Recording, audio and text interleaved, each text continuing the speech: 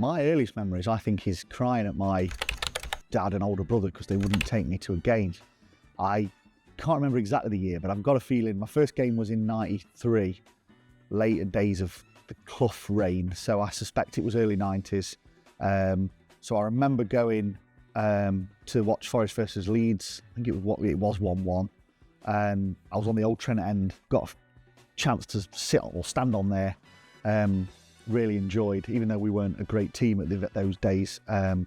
Really enjoyed going to see games, watching us down in the what was Division 1, the Championship, and it kind of started from there, really, sort of an affection and a love that carried on through the years.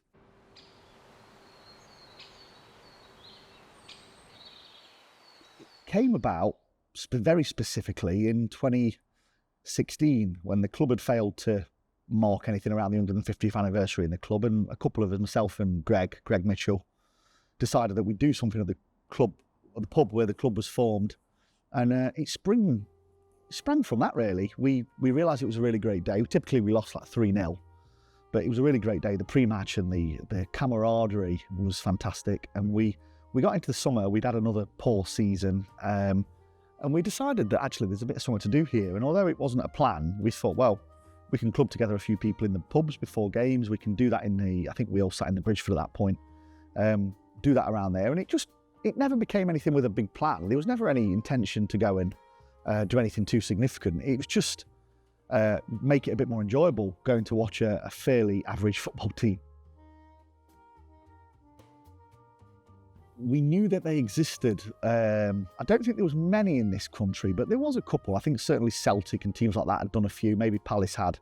But the idea sprang mainly from sort of what was happening abroad, and you saw these great tifos, as they call them, where they were just such a fantastic thing to see. And we clicked on with the idea that thinking that'd be great to do it, and obviously in the Trent end. But we never kind of thought of it as, yeah, we're going to do it. We just thought that'd never be possible. Forest wouldn't allow it. It cost too much money. How would we even begin? But I remember when we stayed up, and we'd been quite active around the time we stayed up in 2017. Obviously, we were on the verge of getting taken over, and we stayed up. We'd done a lot of flags and stuff like that, a couple of smaller little banners. And I remember in the summer, we had the idea of, actually, we could make this work. We could do this. We were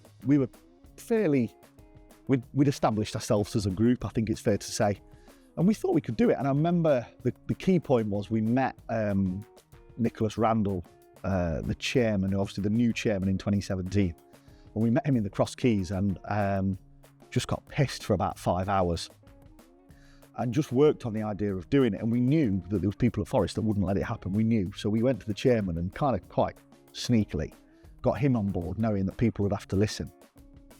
So we talked about the idea, had a couple more drinks, and we talked about it a bit more, and we were talking about some ideas. And I think we had the idea of, if you remember, Rise of the Garibaldi, to try and tie in with the new ownership. And I think they saw it as a good opportunity to actually get them some goodwill as well, in terms of they were new owners, fans wanted to do this positive message, and it came from there. So it was an idea of sorts, but we never thought it was going to happen until it happened.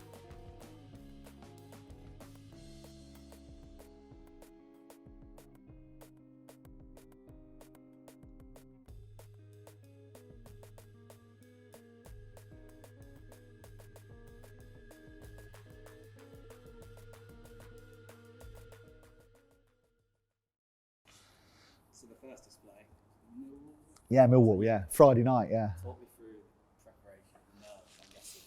We got the idea, we got a bit of funding behind us, and we just tried it. We painted the banner. You look at it now compared to what we do, and it was absolutely tiny. I mean, it looks a bit pathetic, but at Forest, it was brand new. And I remember probably local news did a feature on the game, nothing to do with us, but on the game, and they were pitch side.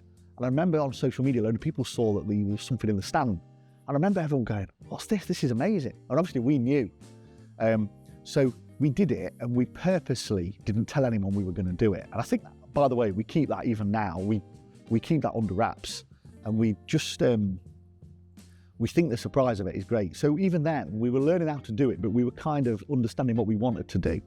And as was with that first one, the message is always crucial. Despite all the big banners and everything you see, we always spend so much time on the words. So we got that right. We won on the night, and I'm always quite proud of the fact that Rise of the Garibaldi was shown to be correct. If you look at the league table, I think apart from one season during COVID, we gradually got higher and higher and higher and higher, till eventually, obviously, under Steve Cooper, we got promoted. So I always think, although that wasn't obviously our doing, I always think that's quite a nice little thing how we were there at the start as it started upwards.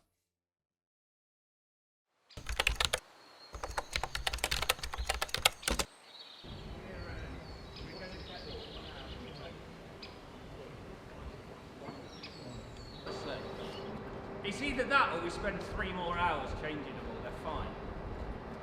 Promise. If you drop it on your head, it doesn't hurt. I've just done it. By the time it lands, it's fine.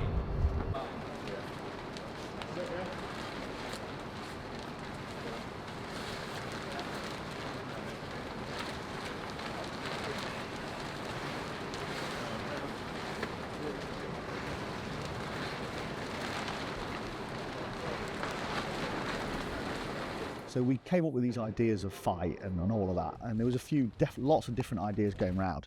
But we wanted to do something, bear in mind we were doing another display 3 or 4 days later. We wanted to do something manageable, but also that was different. So we'd done the streamers before, we thought we'd get them out and try them and give it a different visual. Obviously we had that big word in the upper tier of reds, and then the banners that we created and painted over the few days before. So we wanted, in essence, we wanted to do something that was a little bit more rough and ready, but got that slightly edgy message across, because we knew the next display for the Gibbs White one was going to be a little bit more wholesome. I mean, people who help us out are what makes it happen, really. We have the ideas and we might go and sort out the logistics of it, but they don't come together unless there's 20, 30 people, probably more in terms of some of these recent ones, stood in the Trent end at all hours, pulling banners together, painting stuff, putting card on seats. I think the great thing is you come down and there'll be some grandparents down, or there'll be some younger kids, and I think that's what we really love about it. That when we do those displays, nobody is shut out from helping. Everybody comes down, and it's very much a community thing that we do.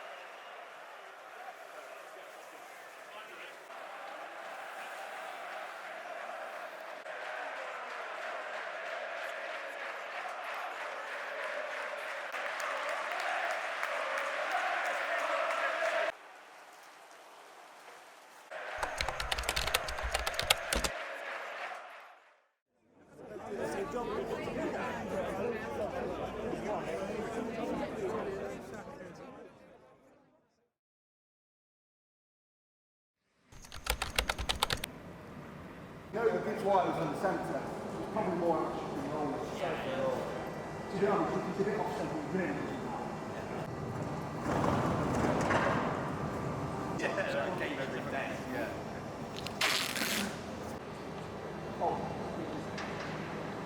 I think Simon, who does our glorious banners, him and I are pretty good at the idea of coming up with the initial kernel of something. Might not be what we finish up with, but him and I are particularly good. It was going to be something along the lines of ignore the noise and support the boys.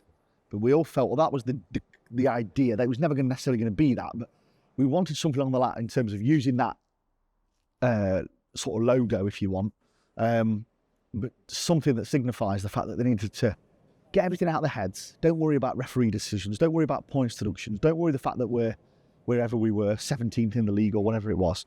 Something that just you are a very good bunch of players. Forget everything and just play. And that's where it came from, the whole just shut it all out and just play. So the play your game came from that. Again, interestingly, that was one where people within the club didn't feel it was going to hit the right note and were worried that it was almost still going to work against it, in terms of it almost felt a bit negative. But this is the beauty of it being fan-led. The fans will know the tone and the emotion behind it better than anybody that works at a football club will do. And we do remind them of that. That's important, that we come up with the idea and we do it, we execute that, and it's not really for anyone else to tell us that that's how we do it. And I think, again, that's the strength of how we come up with these ideas as a group of a dozen people, say, and that they are feelings that we feel, but we know that they are feelings that other people feel. And sometimes, outside of the emotion of the game, you do look at it and think, is that right? But then you see it in the stand and you think, yeah, we've got that right.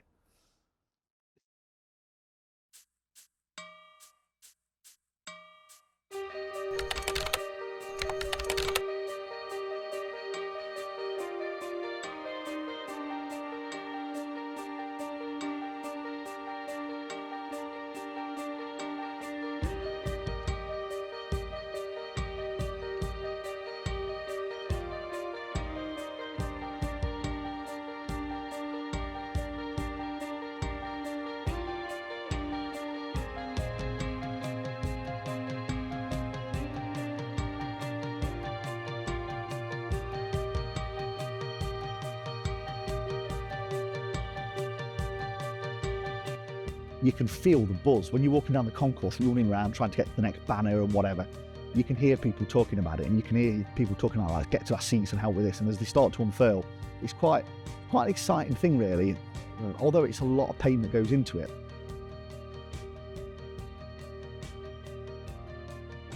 The reaction they used to get used to blow us away quite a bit. And I remember the first few people were just totally, what is this? Like, this isn't like what we're used to at the City Ground. How they used to just have that moment. Because I think the thing is, they do create a moment that everybody wants to be part of. People want to see them, and they know they're coming sometimes.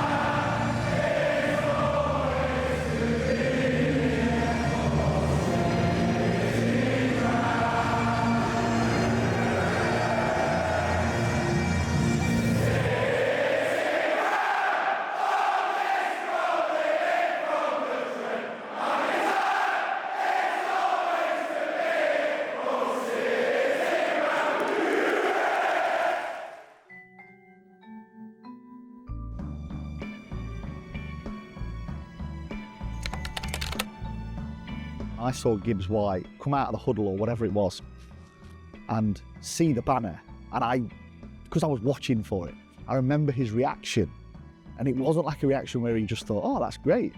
It was like a double take, but he stared at it eventually, and then he just started like clapping the Trent end, and I could see that he was a bit bowled over by it, and we were expecting he would be. We were expecting that he would have a reaction to it, but I saw him and I thought, he's not quite reacted like I thought he would. He seemed to have reacted quite deeply. And at that point, we obviously then like missed the first 5 minutes of the game, whatever we're doing, because we're getting back to our seats in the Bridgeford. But you started watching him and thinking, crikey, he's doing well tonight, isn't he? And people who know who we are, obviously because we've been up and done it, are turning around and going, he's on fire, isn't he? And then of course the goal comes that he's a part of, and then obviously he scores his own effort goes in, and you just sat there thinking, this is absolute perfection. We knew certainly at the point where Gibbs White was doing his like 18th pirouette of the night and smashing through 3 Fulham defenders, we kind of thought this is working quite nicely. People always think that they're just going to continue, but they are hard work. We all have different avenues that make it harder. People moving away, people having children, stuff like that. I think they'll continue. Maybe we'll find new ways to do them, more exciting ways to broaden ourselves as a group. But we'll carry on. I think. Yeah. Okay, mate. Was that all right?